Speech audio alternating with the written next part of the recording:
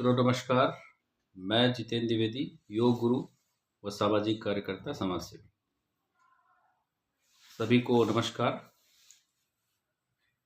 मैं पहले ही स्पष्ट कर देना चाहता हूं कि मैं जिस विषय पे बोल रहा हूं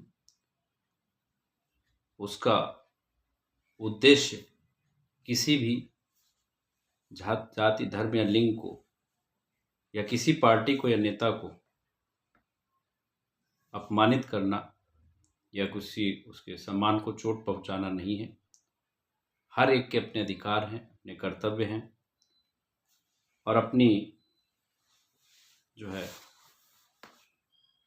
व्यवस्थाएं हैं। लेकिन पहले से भी कई पार्टियों, राजनीतिक पार्टियों, कई नेताओं के द्वारा इस तरीके से सनातन हिंदू धर्म को तोड़ने, उसको विखंडित करने और उसकी सनातन परंपरा, विरासत को तार-तार करने के लिए समय समय पर विदेशी बुरी विचारधारा के अनुसार कार्य करते हुए इस तरीके के कई सारे वक्तव्य, क्रियाएं और कानून समय समय पर बनाए गए हैं। लेकिन पिछले कुछ सालों से और अभी कुछ महीनों से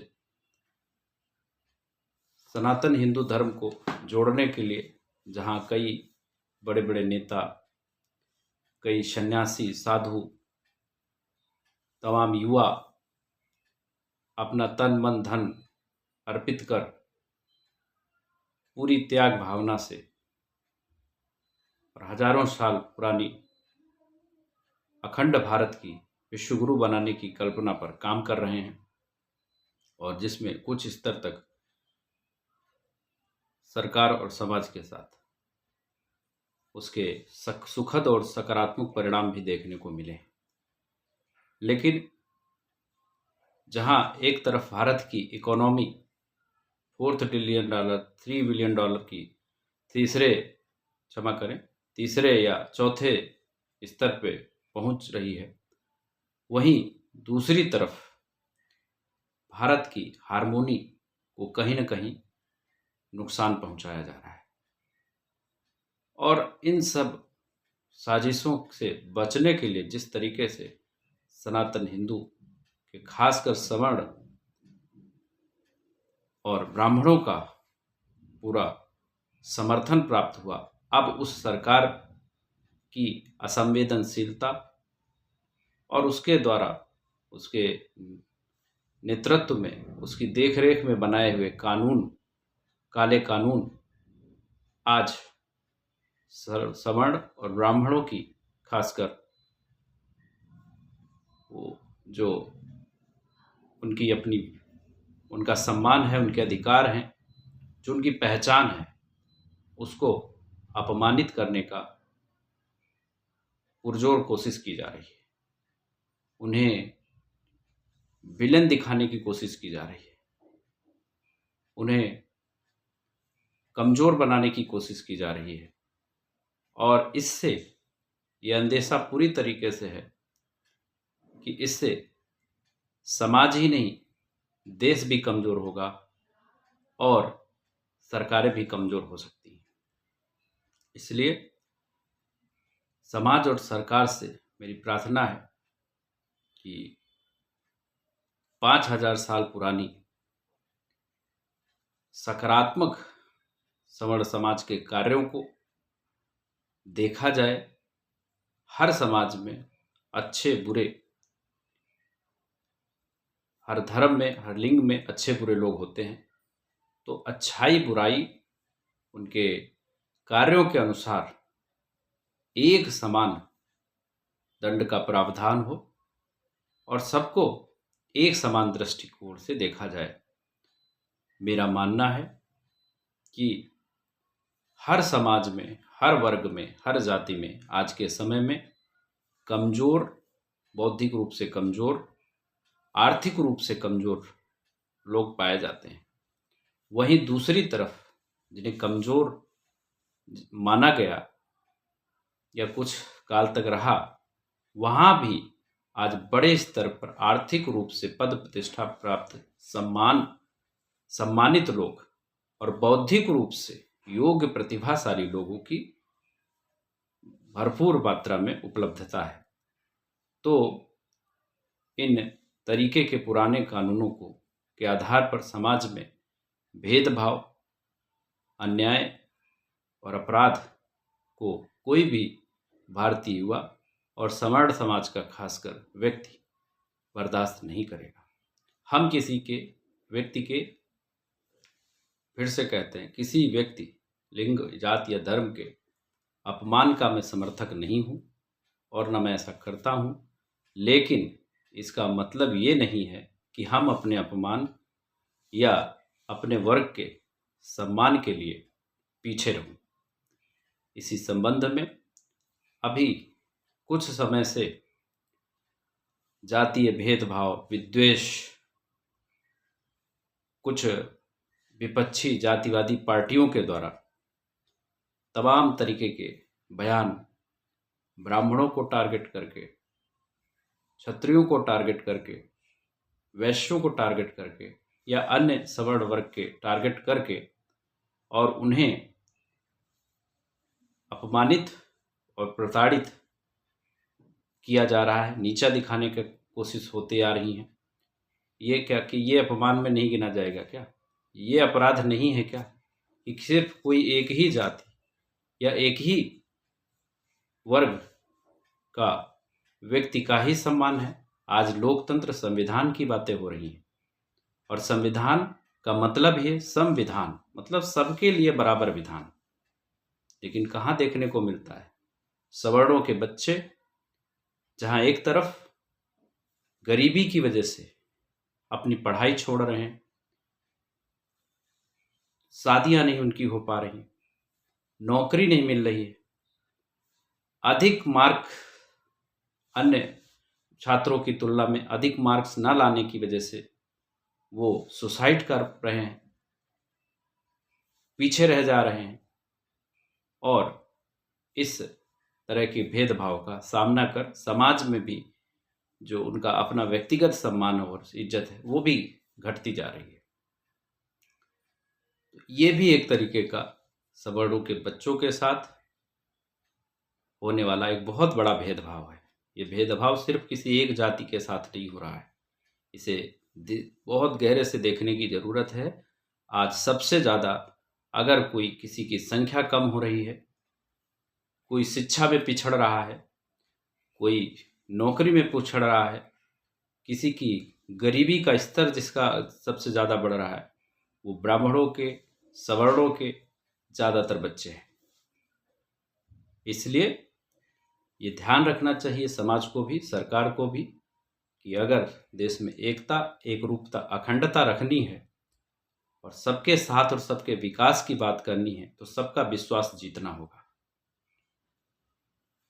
अभी जबकि इतिहास गवाह रहा है कि सवर्णों का इस देश को बचाने, बढ़ाने, सुरक्षित करने और इसके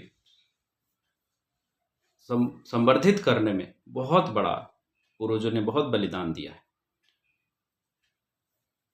कुछ इतिहास गवाह है कि हर भारत में ये विदेशी एजेंडा कुछ बुरी शक्तियों के द्वारा भारत को तोड़ने के लिए प्रचारित किया गया, जबकि यहाँ पर भारत भूमि पर हर जाति के राजा महाराजा रहे हैं, हर जाति के ऋषि मुनि रहे हैं और सबका सम्मान हुआ है और सब ने मिल के इस देश को चलाया है, बढ़ाया है।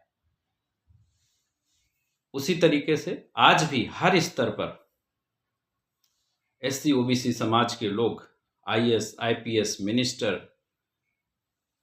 प्रधानमंत्री, मुख्यमंत्री, राष्ट्रपति, सुप्रीम कोर्ट के जज, वकील, डॉक्टर, इंजीनियर हर स्तर पे हैं।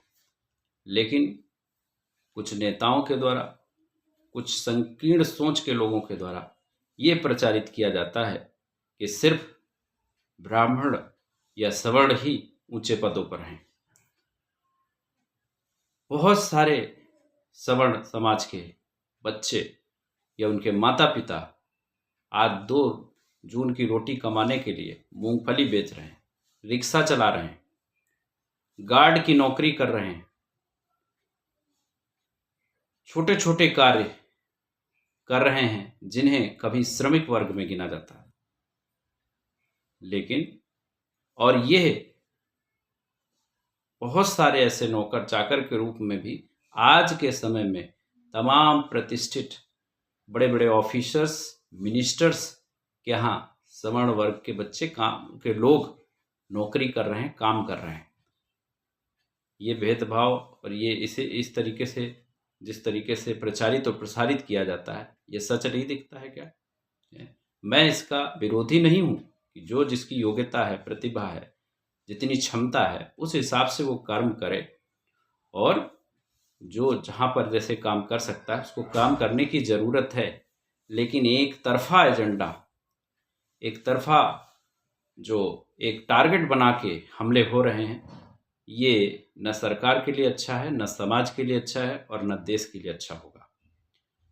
मैं बताना चाहता हूँ कि पिछले दिनों से यूजीसी का काला कानून जो है भारत सरकार, वर्तमान बीजेपी सरकार के दिशा निर्देशों में बनाया गया और उसमें सबको, सभी कमेटी के एससी ओबीसी सबको उसमें रखा गया, लेकिन सवर्ण वर्ग को, अपर कास्ट के एक भी सदस्य नहीं। दूसरी तरफ उन पर कठोर कार्रवाई का विधान है। तीसरा, जो यूनिवर्सिटी, कॉलेजेस, इंस्टीट्यूट अगर इसमें कार्रवाई में शिथिलता करते हैं तो उन पर भी एक्शन की बात है। क्या मैंने प्राइमरी से लेके विश्वविद्यालय तक की पढ़ाई की है, मुझे आज तक कहीं भी किसी एससी ओबीसी के मित्र दोस्त के साथ ना मैंने कोई भेदभाव किया और ना मेरे साथ कोई भेदभाव की अनुभूति हुई है। हाँ, कुछ शिक्षक या फैकल्टी मेंबर्स किसी विचारधारा के साथ भेदभाव का करते थे या करते हैं, लेकिन वो उम्र ऐसी होती है जहाँ पूरा प्रेम, मित्रता का इतना गहरा भाव होता है कि हम लोग एक दूसरे का टिफिन खाते थे, एक दूसरे से नोट्स शेयर करते थे, एक दूसरे की मदद करते थे। कहीं कोई जाति भेदभाव नहीं है। आज भी गांव से लेकर शहर तक कहीं कोई समाज में भेदभाव नहीं है। सिर्फ राजनीतिक पार्टियों को, सरकारों को पता नहीं किस चश्मे से देख रहे हैं कि उन्हें बहुत ज़्यादा भेदभाव लग रहा है, वो भी एक को। जबकि भेदभाव, मैं बताता हूँ, आर्थिक रूप से भेदभाव है। गरीबी अमीरी के बीच भेदभाव बहुत ज़्यादा है। गरीबी अमीरी का भेदभाव इस स्तर तक है कि परिवार, समाज और घर में भी, एक ही समाज और जाति के लोगों में भी एक दूसरे का अपमान और सम्मान करने की स्थिति दिखाई पड़ती है। भेदभाव आर्थिक आधार पर है, विकलांगता के आधार पर है। उस भेदभाव को दूर करने की और जज करने की जरूरत है। आज जाति के आधार पर भेदभाव नहीं है। ऐसे भेदभाव होते समाज की व्यवस्था जो आज चल रही है, सुबह से शाम तक सबका व्यापार, नौकरी, सब पड़ोसी, शादी विवाह, ये सब चल रहे हैं, कहीं कोई भेदभाव के लक्षण नहीं दिखते। हाँ, मैं ये मानता हूँ कि हर जाति में कुछ जो है असामाजिक तत्व होते हैं, कुछ खुराफाती लोग होते हैं जो अपने स्वार्थवश इस हिंदू समाज को, सनातन समाज को या देश को तोड़ने का कार्य करते हैं। और वो हर जाति में है, वो सिर्फ ब्राह्मण ही जाति में नहीं है, क्षत्रियों में ही नहीं है, वैश्य में ही नहीं है, अन्य कायस्थ में ही नहीं है। हर जाति में इस तरीके के लोग हैं, उन्हें चिन्हित करना चाहिए और उनके लिए इस तरीके का, जैसे एंटी रैगिंग सेल ऑलरेडी बना हुआ है, उसी को थोड़ा सा और मजबूत करने की ज़रूरत है। और इस यूजीसी के काले कानून को सवर्णों के विरोध में ना बनाकर सभी बौद्धिक रूप से जो कमज़ोर हैं, विकलांग हैं और जो रंग भेद है, आर्थिक आधार पे जो कमज़ोर हैं, उनके मजबूत करने के लिए बनाया जाए और उसमें सवर्ण के कमज़ोर आर्थिक रूप से बच्चे भी शामिल हैं, उनके साथ भी मारपीट होती है, भेदभाव होता है और उन्हें भी अपमान का सामना करना पड़ता है। इसलिए यूजीसी कमेटी को समय रहते अपनी इन गलतियों को सुधारना होगा और उसमें बदलाव करके, संशोधन करके कमेटी में जनरल कास्ट के एक स्त्री और एक पुरुष मेंबर को शामिल किया जाए। कमेटी में जनरल कास्ट के, सामान्य और सवर्ण वर्ग के कमज़ोर और गरीब बच्चों की भी सुरक्षा को सुनिश्चित किया जाए और साथ ही साथ इसको थोड़ा सा सरल बनाया जाए, क्योंकि ये स्कूल कॉलेज है कि जंग का मैदान नहीं है कि वहाँ पर जहाँ जुड़ने की अवस्था और व्यवस्था होती है, वहाँ पर जो छात्र हैं, छात्राएं हैं, वो एक दूसरे में कहीं न कहीं जातीय भेदभाव की कोई खाई पैदा हो सके। दूसरा, अभी 2 दिन से एक और बॉलीवुड के निर्माताओं को, अभिनेताओं को, अभिनेत्रियों को एक नशा चढ़ा हुआ है कि पुरानी फिल्मों में भी ब्राह्मण को का मजाक करते हुए दिखाया गया, ब्राह्मण को गरीब दिखाया गया, क्षत्रियों को क्रूर दिखाया गया, वैश्यों को कंजूस दिखाया गया। इस तरीके से सवर्णों का इन बॉलीवुड में अपमान होता है। क्या मुगलों के अत्याचार को हम भूल जाएंगे? क्या अंग्रेजों के द्वारा किए गए अत्याचार को नहीं दिखाया जा सकता है? क्या अन्य जातियों में कोई अपराधी व्यक्ति नहीं होते हैं? उनके द्वारा समाज में कोई बुराई या कोई असमंजस की, अव्यवस्था की स्थिति नहीं पैदा की जाती है?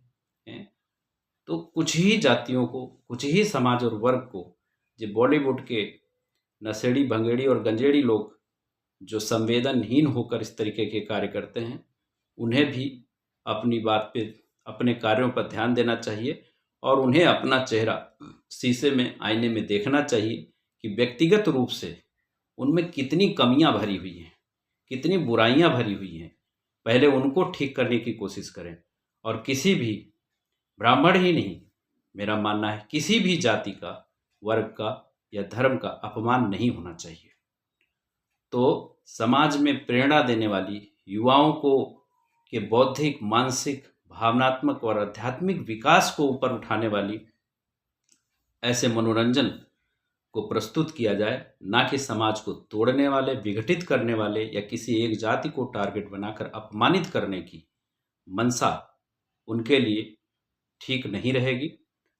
और सरकार को और समाज को भी इन सब चीज़ों के प्रति जागरूक रहना चाहिए और जो फिल्में बना रहे हैं या फिल्मों में जो अभिनय कर रहे हैं, उनके माता पिता से हमारा कहना है कि कृपा करके अपने बच्चों को ऐसे संस्कार दें जो अपने काम के बेहोशी में और पैसे कमाने की एवज में किसी एक व्यक्ति या वर्ग या जाति का अपमान करने की आदत से बाज आएं, वरना उनकी सेहत के लिए ठीक नहीं रहेगा। मित्रों, इस तरीके से हम अपनी इन बातों को अपने सारे सवर्ण समाज के युवाओं के साथ और अपने सारे भारत समाज को जोड़ने की, एकता की और सौहार्द की भावना के साथ हम अपनी सरकार से ये मांग करते हैं कि समय रहते यूजीसी के काले कानून को निरस्त कर या संशोधित कर प्रस्तुत करने की कोशिश करें। उसकी जगह पर अभी हमारे समाज में जिससे सबसे ज़्यादा समस्या है वो है नशा प्रतिबंधित करने का प्रयास करना चाहिए, जिससे युवाओं की जान जोखिम में जा रही है। स्पेन, ऑस्ट्रेलिया, फ्रांस जैसे देश 18+ के बाद सोशल मीडिया उपयोग की बात कर रहे हैं और उन्होंने प्रतिबंधित कर दिया है। सोशल मीडिया की वजह से युवाओं को कितना खतरा हो रहा, कितनी समस्याएं आ रही, टीन एज में मौतें हो रही हैं, क्राइम हो रहे हैं, तो समय रहते इनको प्रतिबंधित करना चाहिए। बहुत सारे अभी ऐसे कार्य हैं जो सरकार को करना है और सरकार को हम लोग शक्ति दे रहे हैं, समर्थन में हैं। हम लोगों को कमज़ोर ना समझा जाए। वोट बैंक के रूप में कमज़ोर समझना सरकारों के लिए भूल हो सकती है और हम वर्तमान सरकार के किए जा रहे विशाल और व्यापक कार्यों की पूरी सराहना करते हैं और उन्हें इस तरीके के कार्य आगे करते रहना अच्छा होगा। लेकिन अगर किसी समाज को, किसी वर्ग को, एक ही जाति को अगर टारगेट किया जाएगा तो वह समाज, वह जाति और वह वर्ग समय पर सही निर्णय लेकर अपने सम्मान की, अपने देश की और समाज की रक्षा के लिए कुछ न कुछ उपाय करेगा। इसलिए अभी समय है और अपनी भूल को सुधार कर जनता के हित की बात करें और सबको समान दृष्टि से देखते हुए सभी को समान अधिकार देने का प्रयास करें।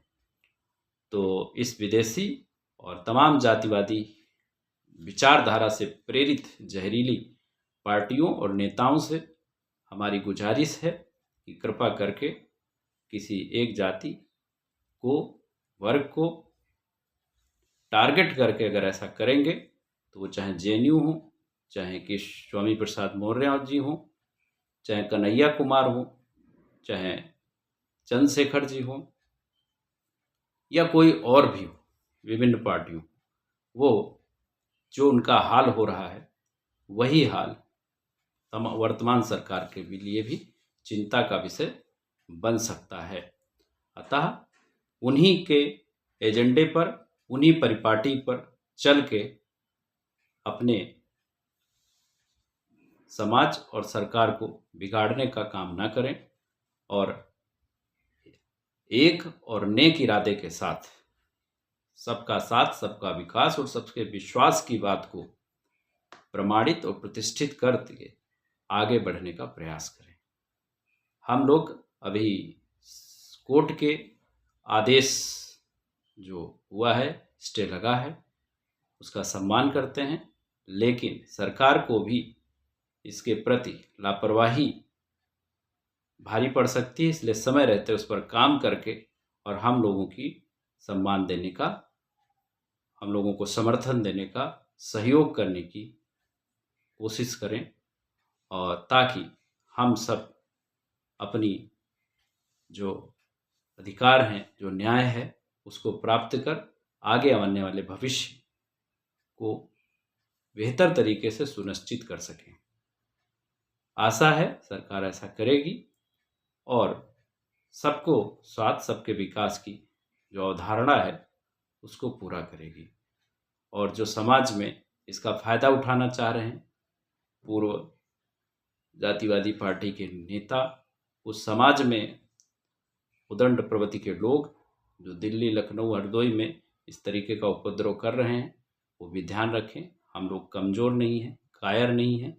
हम अपने अधिकारों और न्याय के लिए लड़ने के लिए तैयार हैं, संवैधानिक और लोकतंत्री तरीके से।